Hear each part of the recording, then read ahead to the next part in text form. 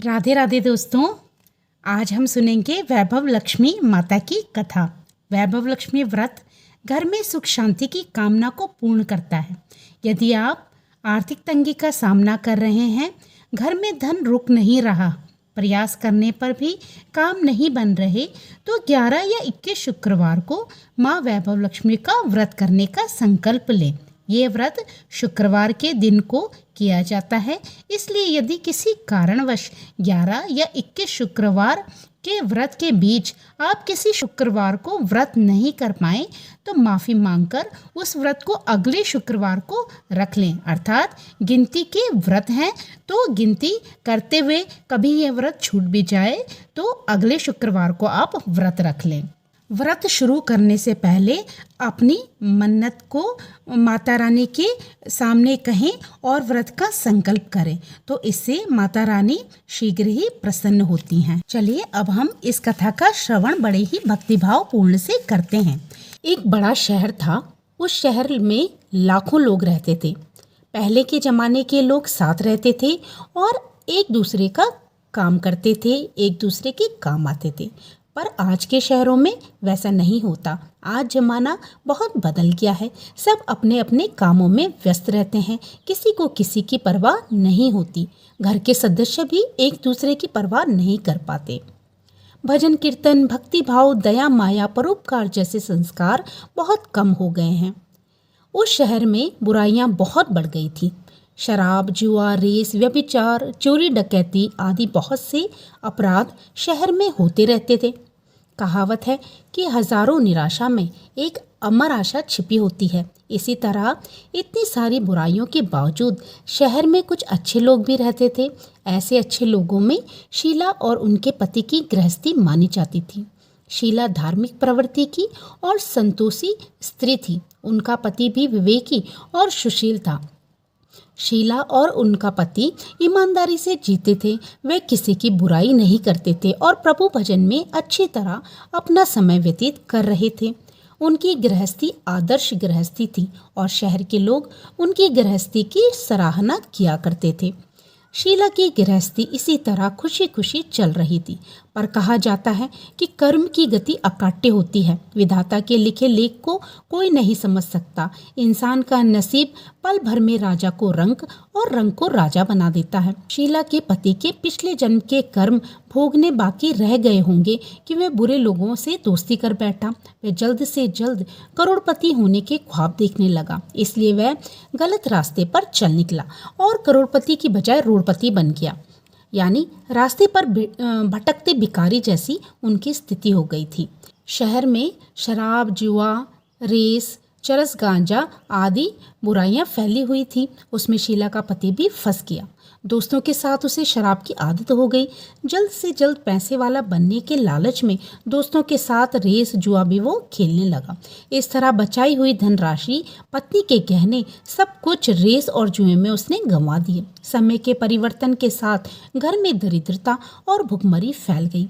सुख से खाने की बजाय 2 वक्त के भोजन के लाले पड़ गए और शीला को पति की गालियां खाने का वक्त आ गया था। शीला सुशील और संस्कारी स्त्री थी। उसको पति के बर्ताव से बहुत दुख हुआ, किंतु वह भगवान पर भरोसा करके बड़ा दिल रखकर दुख सहने लगी। कहा जाता है कि सुख के पीछे दुख और दुख के पीछे सुख आता है, इसलिए दुख के बाद सुख आएगा ही। ऐसी श्रद्धा के साथ शीला प्रभु भक्ति में लीन रहने लगी। इस तरह शीला असह्य दुख सहते सहते प्रभु भक्ति में वक्त को बिताने लगी। अचानक एक दिन दोपहर में उनके द्वार पर किसी ने दस्तक दी। शीला सोच में पड़ गई कि मुझ जैसे गरीब के घर इस वक्त कौन आया होगा। फिर भी द्वार पर आए हुए अतिथि का आदर करना चाहिए। ऐसे धर्म के संस्कार वाली शीला ने खड़े होकर द्वार खोला। देखा तो एक माँ जी खड़ी थी। वे बड़ी उम्र की लगती थी, किंतु उनके चेहरे पर अलौकिक तेज निकल रहा था। उनकी आंखों से मानो अमृत बह रहा था। उनका भव्य चेहरा करुणा और प्यार से छलकता था। उनको देखते ही शीला के मन में अपार शांति छा गई। वैसे शीला उन माँ जी को पहचानती नहीं थी, फिर भी उनको देखकर शीला के रोम रोम में आनंद छा रहा था। शीला माँ जी को आदर के साथ घर में ले आई। घर में बिठाने के लिए कुछ भी नहीं था तो उसने सकुचाकर एक फटी हुई चादर को बिछाया और उसमें माँ जी को बैठने का आग्रह किया। माँ जी ने कहा, क्यों शीला, मुझे पहचाना नहीं? शीला ने सकुचाकर कहा, माँ, आपको देखते ही बहुत खुशी हो रही है, बहुत शांति हो रही है। ऐसा लगता है कि मैं बहुत दिनों से जिसे ढूंढ रही थी वो आप ही हैं, पर मैं आपको पहचान नहीं पाई। माँ जी ने हंसकर कहा, क्यों भूल गई? हर शुक्रवार को लक्ष्मी जी के मंदिर में भजन कीर्तन होते हैं, तब मैं वहाँ आती हूँ। वहाँ हम हर शुक्रवार को मिलते हैं। जब से उसका पति गलत रास्ते पर चला गया था, तब से शीला बहुत दुखी रहती थी और दुख की मारी वह लक्ष्मी जी के मंदिर में भी नहीं जाती थी। बाहर के लोगों के साथ नज़र मिलाने में उसको बहुत शर्म आती थी। उसने याददाश्त पर जोर दिया, पर वो माँ जी को याद नहीं कर पाई। तभी माँ जी ने कहा, तू लक्ष्मी जी के मंदिर में कितने मधुर भजन गाती थी, अभी अभी तू दिखाई नहीं देती, इसलिए मुझे ये हुआ कि तू क्यों नहीं आती, कहीं बीमार तो नहीं हो गई। ऐसा सोचकर मैं तुझसे मिलने चली आई हूँ। माँ जी के अति प्रेम भरे शब्दों से शीला का हृदय पिघल गया। उसकी आंखों में आंसू आ गए। माँ जी के सामने वह बिलक बिलक कर रोने लगी। ये देखकर माँ जी शीला के नजदीक आई और उसकी सिसकती पीठ पर प्यार भरा हाथ फेरकर संतावना देने लगी। माँ जी ने कहा, बेटी, सुख और दुख तो धूप छांव जैसे होते हैं, धैर्य रखो बेटी।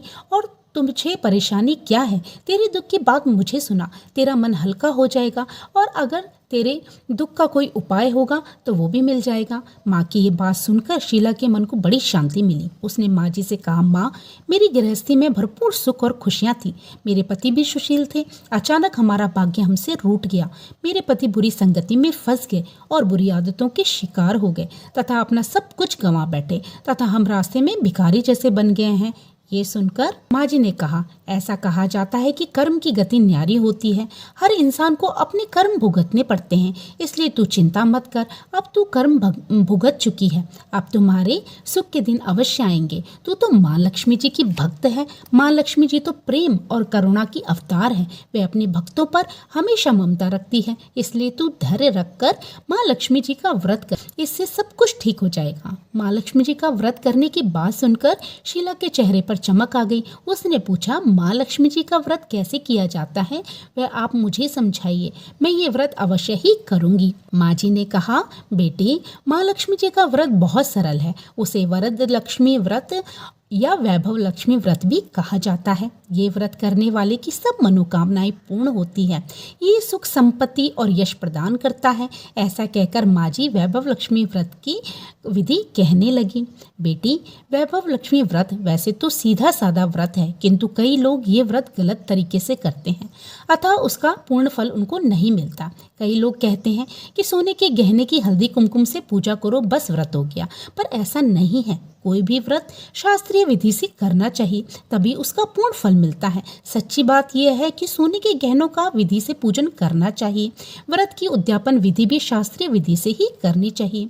ये व्रत शुक्रवार को करना चाहिए। प्रातःकाल स्नान करके स्वच्छ कपड़े पहनो और सारा दिन जय माँ लक्ष्मी का रटन करते रहो। किसी की चुगली नहीं करनी चाहिए। शाम को पूर्व दिशा में मुंह करके आसन पर बैठ जाओ। सामने पाटा रखकर उस पर रुमाल रखो। रुमाल पर चावल का छोटा सा ढेर करो। उस ढेर पर पानी से भरा तांबे का कलश स्थापित करो। कलश के ऊपर एक कटोरी रखो। उस कटोरी में एक सोने का गहना रखो। अगर सोने का गहना ना हो तो चांदी का भी चलेगा। चांदी का ना हो तो नकद रुपया भी चलेगा। बाद में घी का दीपक जलाकर अगरबत्ती सुलगाकर रखो। माँ लक्ष्मी जी के बहुत से स्वरूप हैं और माँ लक्ष्मी जी को श्री यंत्र अति प्रिय है, अतः वैभव लक्ष्मी के पूजन विधि करते वक्त सर्वप्रथम श्री यंत्र और लक्ष्मी जी के विविध स्वरूपों का सच्चे दिल से दर्शन करो। उसके बाद लक्ष्मी स्तवन का पाठ करो। बाद में कटोरी में रखे हुए गहने या रुपए को हल्दी कुमकुम और चावल चढ़ाकर पूजा करो और लाल रंग के फूल चढ़ाओ। शाम को कोई मीठी चीज बनाकर उसका प्रसाद रखो।